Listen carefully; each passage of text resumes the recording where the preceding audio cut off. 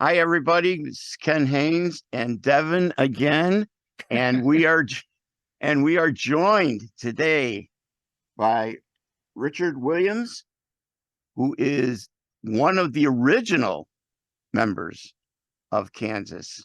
And Kansas is out on tour right now at their 50th anniversary tour. Richard, thank you very much for joining us. We really appreciate you being here. Absolutely. Glad to be here. Okay, let's go with the easy questions. Another Fork in the Road. That's the album that you're pushing this time, plus pushing the fact that the group has been in existence for 50 years. Attack whichever one you want. It's been a long road with a lot of twists and turns. Thus the title. It's been an incredible experience, as it continues to be. Still doing it for the same reason. It's just the love of being out with the guys. I've never really had a real job other than when I worked at a liquor store for about maybe 6 months when I was in college, which probably didn't help what led me to alcoholism. But I quit drinking about 14 years ago. Congratulations. Well, thank you. Yeah, it's the best thing I ever did, just about. That and marrying my wife. They're the two best things that I ever did. To still be here and enjoy it. And it's really the same. If I didn't have any fun with this, it occupies most of my time. I've been practicing for the last couple hours just in getting ready for the next shows coming up. That's kind of the everyday schedule, is get up, grab coffee, and come in here to my guitar room and get ready for the next show. But if I didn't love it, it'd be pretty miserable. But it's what a life. I've avoided real life pretty much my entire life. I recommend it to everybody. What can people expect when they come to the show? Well, it's over a couple hours, and the album, Another Fork in the Road, was put together by Inside Out, our record company. They wanted control of it from a fan's perspective, because when we signed with them, they were big Kansas fans. And so Phil Ehart and I kind of let go of the reins and let them put it together, which I think was a good idea, because we probably would have gone back to the same things that we always go to. And we appreciated their input and put it together. And so now with the tour, we're representing that album with playing something from the whole history of Kansas. And so that's what this is about, is just celebrating the beginning to where we are today. I listened to the last two live albums that you put out. There's no difference. Richard, there's just no difference. You can hardly tell the difference between what you guys recorded way back when and what you're playing now. I mean, you're doing it a little bit differently, but not much. Well, we add a few twists and turns to some of the arrangements and all that. And personally, I've always preferred the live approach. Working in the studio, it's fun sometimes, but most of the time it's very clinical and boring. Kind of an assembly line process of getting this stuff recorded. Live, a live album, etc. It's 1, 2, 3, go, and there's a lot more adrenaline involved. There's, for lack of a better word, there's fear. Yeah, it's like, don't blow it, don't blow it, don't blow it, and that brings a certain tension to it all that I think is critical. That makes it a bit more exciting than an album cut. Playing live has always been our joy, and it's been our bread and butter, and that's where I think we are at our best, is just getting up there and playing. Mhm. And I watch like videos of us, and I'm going, God, Rich, you make it look kind of easy, but if you knew what was going on, in between my ears, it's not easy at all. It's just I'm trying to keep up, and look around, and the lights are changing, and I'm working my foot pedals and this and that, and the stuff's hard to play, and there's so many computations you're dealing with every second. You're getting ready for the next. I'm going to get ready to step over here on the acoustics, so mute this, and so it is a constant. It's a 2-hour panic. um, But when I watch it, it looks effortless. It's an odd sensation. And I know that everybody else is going through the same things live. As okay, here comes that place where I screwed up last night. Just on and on and on. Mm-hmm. But everybody else looks very calm when we're playing, which calms me. But inside, we're standing in front of a few thousand or several thousand people. It's a thrill and kind of a fear that I've never gotten over. It's like, this is great. This is exciting. This is what's been missing all week is I haven't been doing this. Mm-hmm. But it's still, to this day, I get butterflies in my stomach before every show, as pretty much everybody else does too. We just call it the pre-games. It's you almost start to hyperventilate sometimes. Do you think that if you ever lose that, that's when you'll decide that's it? It's no fun no more. That's a good question, because it's not enjoyable. It really isn't. That those anxious moments before, it might, and it depends on the show. Sometimes, like, hometown gigs are always tough because you have a lot of people you grew up with, a lot of your peers. Mm-hmm. And so you want to make them proud, and you don't want to give them ammo to give you much crap about either, because they'll bust your chops. And so even the day before, you was like, oh yeah, I'm going back to Topeka and play tomorrow. And as soon as the lights go out and you jump on stage, it all goes away. Mm-hmm. It's not something that actually happens on stage as much as it does before. And sometimes it will be a days before, sometimes, the morning of, sometimes an hour before. Mm-hmm. But it's always the same upset stomach, nervousness of impending doom. and I'll tell myself, Rich, how many thousands of times have you done this? And has anything bad ever happened? Yeah, what's the worst thing? There was been a few times, like in the middle of, like, say, Song for America, which is in a really odd time signature, where the wheels just fell off the wagon. And I remember the first time we did it, it broke down completely. And we had an escape route out where someone sort of, and we just came out of it and moved on. Of course, I will revisit that on my deathbed, I am sure. But our light man came up after the show and was upset. He says, why didn't you tell me that you guys were changing that? He thought it was intentional because of the way we recovered. So even when you screw up, we've always managed to land on our feet. But I think it's a pretty common fear among musicians is when the wheels fall off the wagon again, and you just come to a grinding halt. And that's the fear in your stomach every night for 1,000 shows, yet nothing ever happens. It's hard to explain, but it is real. Well, the weird part is you might know that that's the case, but the people in the audience don't, because you guys would cover it up and make it seem like that's to be expected. And sometimes, like, you aim for one note and you hit another, but it's within the structure. And when you listen back, it's going, where was that mistake? I didn't even hear it. Nobody's more critical of me than me.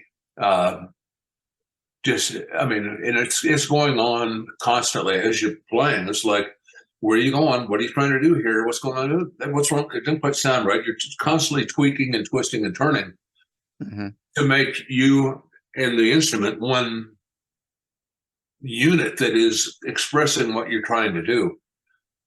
And it's a give and take always. It's every stage sounds different. See, a rig sounds a little bit different. The mix in your ears is a little bit different.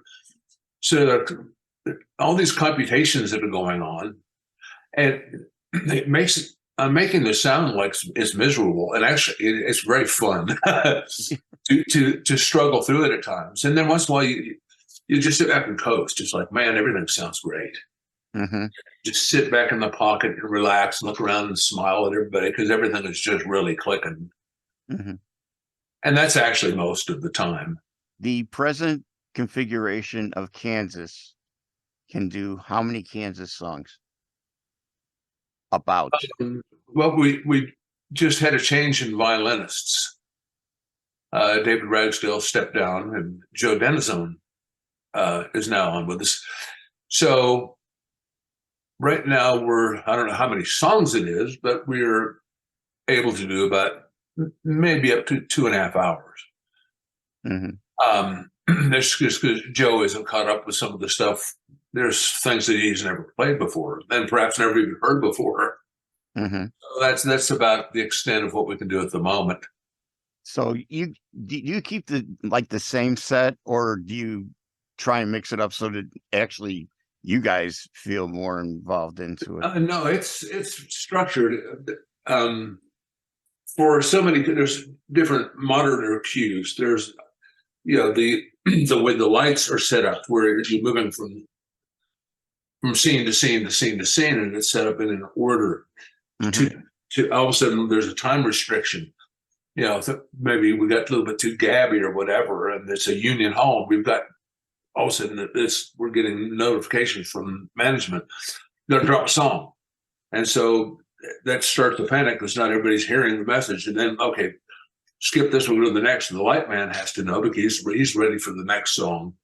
The front house mixer might have a certain setup for each and every song. So we stick to the same thing night to night.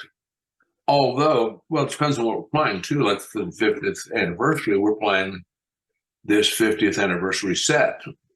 Just prior to playing it, what was it? We just call the classic set, which is more of the known songs, some deep cuts, etc., and not as focused on the 50th. And things move in and out of that, but we know that before the show starts, so everybody can get coordinated. How important is practice for you and keeping up the chops? It's important on a few levels. Well, and for my picking hand, I have a bit of arthritis after holding a pick for 55 years. If I keep practicing, it keeps it limber. It'll tighten up. And then it's not bad, but if you're at 90%, you can feel that lack of that 10%. Absolutely. I know all the songs, of course, but knowing the songs and having the facility and keeping up the facility, they're a completely different thing. And that's again between the ears. If I'm not prepared, like say I've been practicing, we've been off for 3 weeks. And so I'm practicing every day. If I don't, the doubt starts to creep into your head. Okay, is there something you've missed, something you haven't gone over? What am I for sure going to forget? Yeah, all of that starts. And so instead of just relaxing, you start going, oh man, the show's about to start. There's certain songs I just skipped or didn't work on, or I didn't get to practice the last couple of days. And although you warmed up, we rehearsed before for about an hour and a half before every show. But still, we don't go over everything. If you skip something, that doubt starts to creep into your head. So I like to always show up confident and prepared because I don't like that doubt creeping into my head. Is there a shorthand of communication? Is is it a supportive band environment? You mentioned you've got a new violinist, just making sure to help keep him up to speed on anything new that you're wanting to do. Is that something that you guys are empathetic towards? Oh, absolutely. And Joe is such a pro. Again, there's a lot of levels. Nobody wants to be the guy, which is a great motivator for everyone to be prepared. So it's not really ever a question. I took the week off and went fishing. Well, I hope you took your instrument with you. You brought your iPod with you, did you? So nobody ever wants to be that guy. So we're always ready. And then in practice, it's like you might hear something or say, oops, what is that note you put in there? No, it's supposed to be a B, not a B flat, that type of stuff. Nobody takes it personal. Oh, well, shoot, I changed my fingering and I missed that. I'm sorry. And so, again, I think once Ronnie Platt joined the band, we started doing rehearsals before every show. And it's just a time where we can all really come together and work on it. Well, and you make the personal transference from just being Joe Schmo to being the guy on stage. Sure. For some people it comes very natural. For me, it does not. There's a transition period, and in that transition is where the nerves come, where that stomach might come, where the doubts and fears might appear, and then the excitement. Rehearsing before the show helps ease that transition in. So everybody's warmed up, ready to go. Vocals are warmed up, and it's showtime. If we don't do it, run maybe a couple times a year, we can't do that.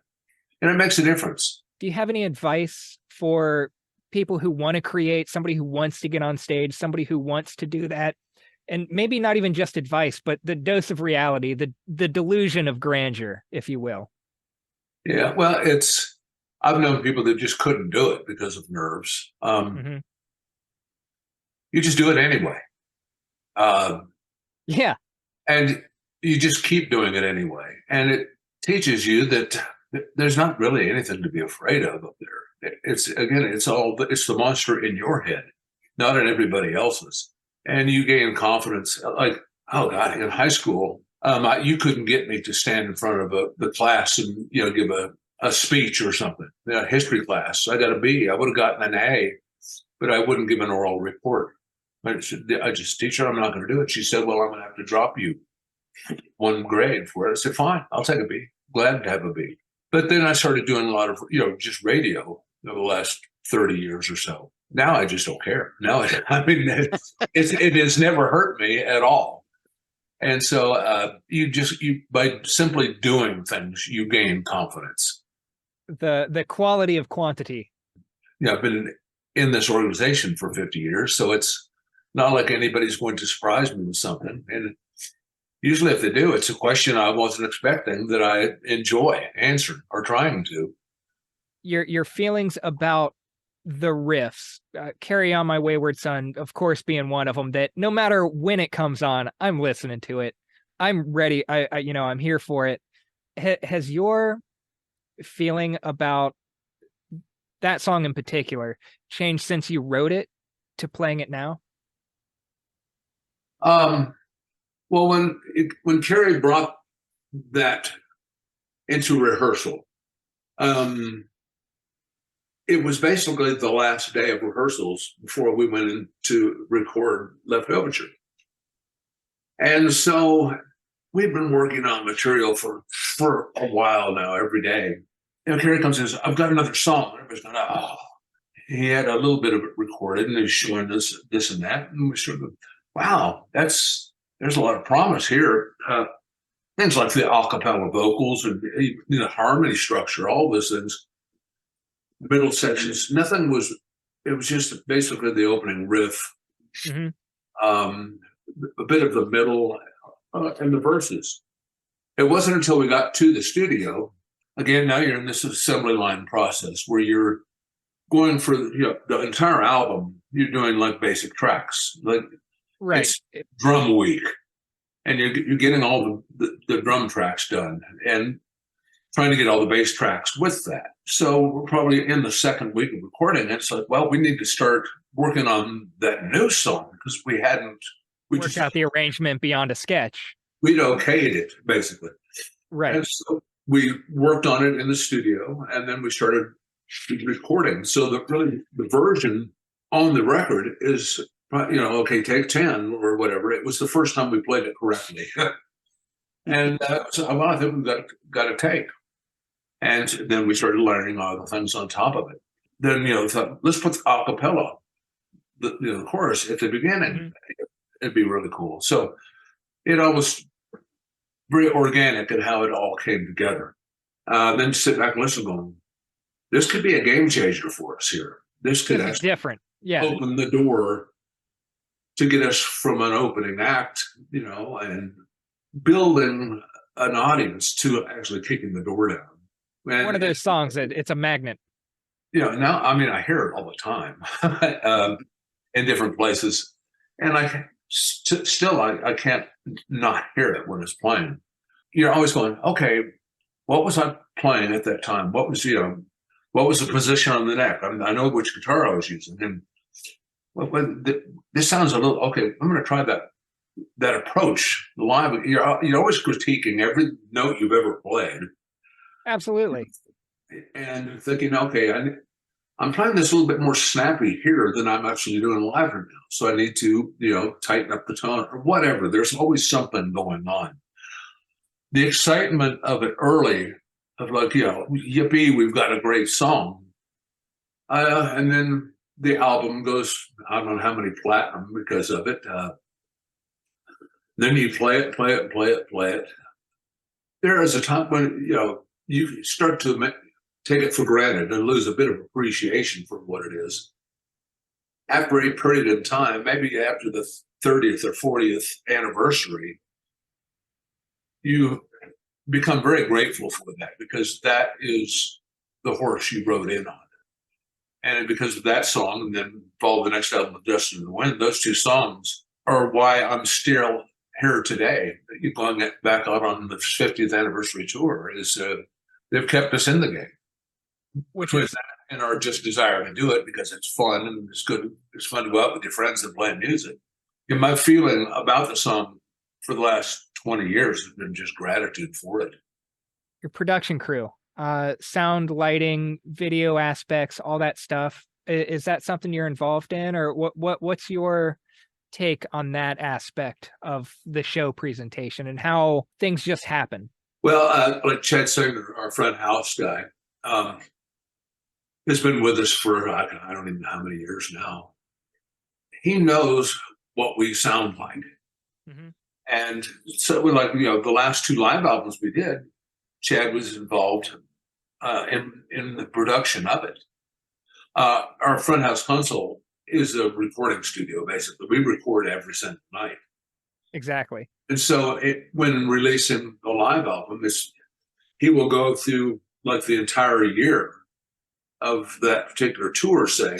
He will pick like 3 or 4 of each song, different cuts that are, played the best, recorded the best, etc. Mm-hmm. And so we put a lot of trust and faith in him. And so it's easy to be hands off with that because we were hands on for a long time. Mm-hmm. And it's the same with like our backdrops and stuff. That's all hands on as far as get the designs of and the okaying of, etc. But all that is handled by Scott Peterson, Mm-hmm. is our lighting tech. Lighting techs always, each one of them is different. They all have their own style and way of doing things. Absolutely. But you have to give them direction of what you want, what you expect. That you would light Van Halen differently than you would light us, especially when they're new into the organization. Mm-hmm. You work with them a bit until you get to know each other's style of doing things, and it becomes natural after a while. That's absolutely spot on, man. Like it sounds like there's communication and care across the board. What's your favorite Kansas album? Favorite Kansas album, boy, that's it's impossible to be objective because traditionally, I mean, I've been asked that question hundreds of times, and it's usually the last thing you did would be a favorite. And that's, as far as like studio albums are concerned, live albums are great. It's just kind of to bookend, and like if the 40th anniversary of Leftoverture, 40th anniversary of When I Return, and the tour that follows it. Mm-hmm. So those are special, but for different reasons. Than the new material. So you have to get away from it for a while to even begin to have an objective look at the whole picture. Mm-hmm. And since we haven't done a new album since just before COVID, is when we started working on it, and then it was released during the COVID. Right. I would still have to go with Leftoverture, I think. Overall, sonically, it's just, it fit in. It was well done. The experience of it, what it meant for us, for so many reasons. That was, we were fishing along the way with the first records. We were circling exactly who we were, and I think with that record, we were a lot closer to where we wanted to be of who we are. Mm-hmm. So that still stands up to me as my favorite. We're working on. There's a few songs in the can now. Once we get off the road, this tour, I'm sure, is going to continue into 2024. There was only 50 shows for the 50th anniversary. Mm-hmm. Mm-hmm. But with proximity clauses, etc., where you can't play in Kansas City and then go to a show in Topeka until after the Kansas City event, say. And so we're missing a lot of places we traditionally go and want to go on the first lap of this. Okay. But there'll be a second lap in 2024. I'm not sure if it'll be another 50, it'll be another 30. Don't know. Mm-hmm.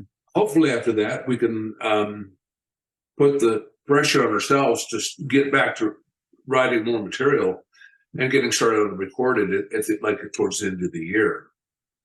And that's the goal. But again, we always try to remind ourselves of the early period of Kansas, and especially the more progressive side of it, as a target of what we were then, we want to still be, the nature of what Kansas is. And Phil and I have done this with this band for a long time, and so we have a good idea. We can maybe make this work. That's not a Kansas song at all. Lyrically, this isn't working over here. And just in directing, the ship in the right direction. Mm-hmm. We don't want to make an album that isn't true to what we believe is our identity. Mm-hmm. And so if the material isn't there, we'll pass. But we've succeeded every time before, so I'm not worried about it. And there's a creative itch that always needs to be scratched. Obviously, there's no money in making records anymore. Most of their hard product is not much of a market anymore. You have your audiophiles who like to collect the vinyl, Mm-hmm. but that's not enough to recoup the money it costs just in making it. Mostly it's all downloads and Spotify type of things. They have found a way of monetizing that to an extent, but it's nothing like it was, pre-internet. Mm-hmm. And so you have to make an album, you have to really want to do it, because there's no payoff in doing it other than, again, scratching the creative itch, remaining relevant to your fans. But those are very important things. But you're also taking yourself out of the market. And the fun part, which is being on the road and performing, that's the joy of it all. That's the payoff. The recording process is sometimes it's long and painful and boring and all of that. Whereas, again, live is where it's always been at. Richard, we really totally appreciate your time Thank you very much for being with us. You're going to be in town at the Taft Theater on July 7th, which is this Friday, doing 50 years of Kansas. Yep. Well, actually, I'll be there tomorrow night. We are we come in the day early just so we can get settled in where we are instead of worrying about missing a flight and then a hustle and not getting to do certain things. Come in the night before. We wake up in the town we're playing in, refreshed. See, that's experience right there. Oh, it is. Yeah. and then Saturday night's a short drive to Indianapolis, so it'll be painless. Yep, there you go. And then I'll be right back here Sunday.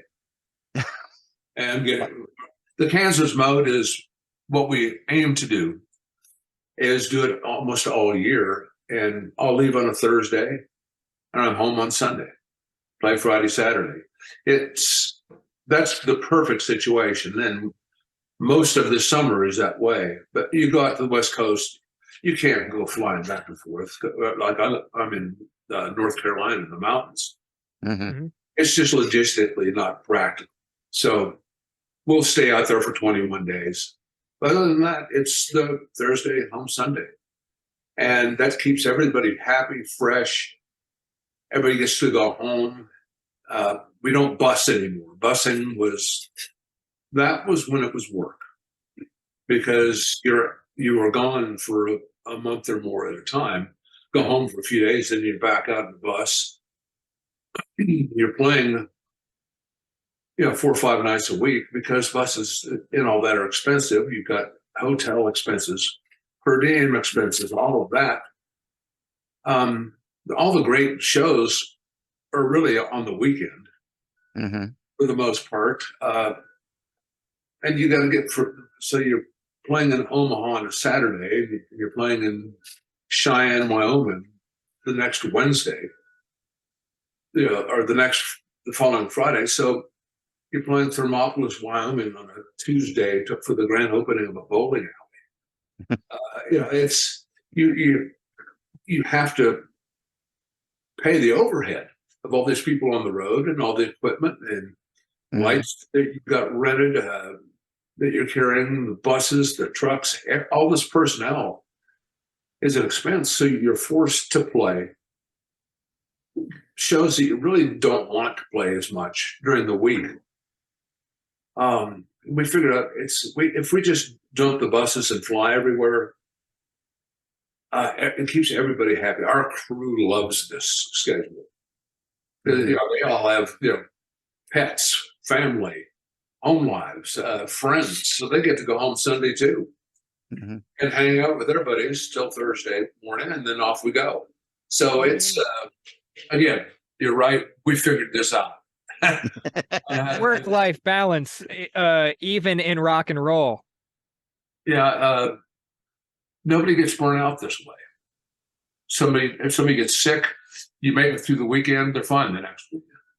Yeah. If somebody gets sick on a bus, you're in an incubator. Yeah. It gets everybody. Everybody gets it. Yeah. Yeah. Well, my goodness, we would love to. We'll sit and talk to you for as long as you want, man. I've got nowhere to go at the moment. If you have any more questions, I can answer it. Yeah, I'll keep asking questions, but I'm just going to go ahead and cut myself off now, because I'll tell you what, man, I got to talk to Richard Williams of Kansas here today. We get to come see you on this Friday, man. I'm looking forward to it. Thank you so much for spending the time with us, and we'll look forward to seeing you this Friday. All right, I'm looking forward to it too. All right, take care, Richard. Appreciate you. Bye-bye. Thank you, Richard. Absolutely. You're welcome.